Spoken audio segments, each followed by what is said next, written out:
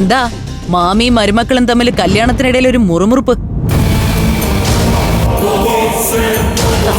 നിങ്ങൾ നോക്കണ്ട പിള്ളേരെ, നിങ്ങൾ മറന്നെങ്കിലും അംബിക ബന്ധുക്കളെ ഒന്നും മറന്നിട്ടില്ല. അംബിക ക്ഷണിച്ചിട്ടാ ഞാൻ ഈ കല്യാണം കൂടാൻ വന്നത്. എന്റെ കലാവതി, വല്ലാത്ത കഷ്ടം തന്നെയാ ഈ പിള്ളേരുടെ കാര്യം. ഈ കുട്ടികളെ മൊത്തത്തിൽ ചതിക്കുകയായിരുന്നു സ്നേഹനിധിയായ ഇവരുടെ മൂത്ത ചേച്ചി അമൃത. അയ്യോ, ദേ സകല സ്വത്തും അവളുടെ പേരിലാക്കിയിരിക്കുകയല്ലേ. സത്യത്തില് ഇവരിപ്പോ അനാഥ കുട്ടികളാ. 5 കാശിന്റെ സ്വത്തിന് അവകാശം ഇല്ല.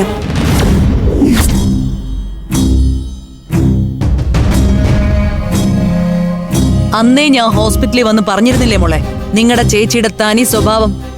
സ്വത്തിലും പണത്തിലും ഒന്നും മോഹിച്ചിട്ടില്ല ഞങ്ങള്. ഞങ്ങൾക്കങ്ങനെ അത്യാഗ്രഹം ഒന്നുമില്ല. നിങ്ങൾക്കില്ലായിരിക്കാം, പക്ഷേ അമൃതയ്ക്ക് അതുണ്ട്. അവള് സ്വത്തിനും പണത്തിനും ഒക്കെ വല്ലാതെ ആഗ്രഹിക്കുന്നുണ്ടെന്ന് വേണം കരുതാൻ. അതിന്റെ തെളിവായി ഈ ആധാരം. പഞ്ചരത്നവും അതിരിക്കുന്ന ഭൂമിയുടെ മതിപ്പ് വിലയും വെച്ച് കോടികളുടെ സ്വത്താ. അത് നിങ്ങൾക്ക് വേണ്ടെങ്കിൽ വേണ്ട, പക്ഷേ തായ് വഴി കിട്ടുന്ന സ്വത്താ. അത് 5 ഭാഗിച്ച കുറഞ്ഞത് ഒരു 50 ലക്ഷം രൂപയെങ്കിലും ഓരോരുത്തർക്ക് അവകാശപ്പെട്ടതാ. അതെ, സ്വത്ത് നിങ്ങൾ ആഗ്രഹിക്കുന്നില്ലെങ്കിൽ വേണ്ട, പക്ഷേ ഇതുപോലെ നിങ്ങളെ ചതിക്കരുതായിരുന്നു. അതിന് അമൃതയ്ക്ക് മാപ്പ് കൊടുക്കാൻ കഴിയൂ നിങ്ങൾക്ക്?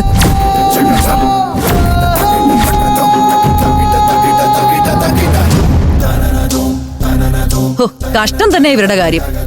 ഇനി നാണം കേട്ട് അവളുടെ കല്യാണം കൂടാൻ എന്തിനാ മക്കളെ നിങ്ങൾ ഇവിടെ നിൽക്കുന്നത്? കഷ്ടം. ഒരു നിമിഷമെങ്കിൽ ഒരു നിമിഷം മുമ്പേ നിങ്ങൾ ഇവിടുന്ന് പോണം. അതാ വേണ്ടത്. ചുരുക്കം പറഞ്ഞ മൊത്തത്തില് നിങ്ങൾ ഇവിടെ ഒരു അധിക പറ്റാ. ഇതിനേക്കാളും നല്ലത് വല്ല സർവാണി സദ്യക്കും പോയി ഇല ഇട്ടിരിക്കുന്നതാ.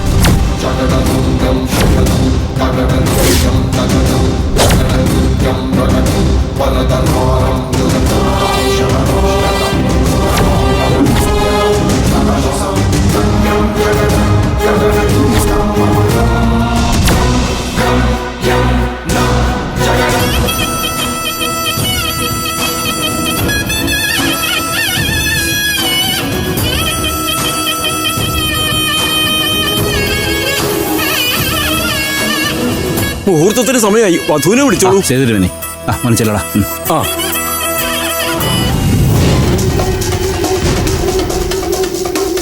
നിങ്ങളുടെ നല്ല മനസ്സ് സമ്മതിച്ചേ പറ്റൂ.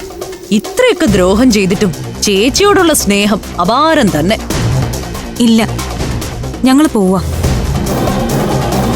ചേച്ചിക്കൊരു ബുദ്ധിമുട്ട് ഞങ്ങളായിട്ട് ഇനി ഉണ്ടാക്കില്ല. അങ്ങനൊന്നുമില്ല, ഞങ്ങൾ ഇപ്പൊ തന്നെ ഇറങ്ങാം. നിങ്ങൾ ഇവിടെ വന്നിരിക്കണോ? ദേ അവിടെ അമൃതയെ ആനയിച്ചോണ്ട് വരണ്ടേ? പിന്നെ പൂപ്പന്തിലൊടിക്കണ നിങ്ങളാ. വാ വന്നേ, വരാം, വാ.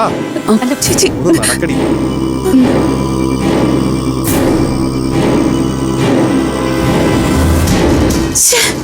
ആ ചെറുക്കന് വരാൻ കണ്ട സമയം. കലാവതി, അവര് പോകാതിരിക്കോ?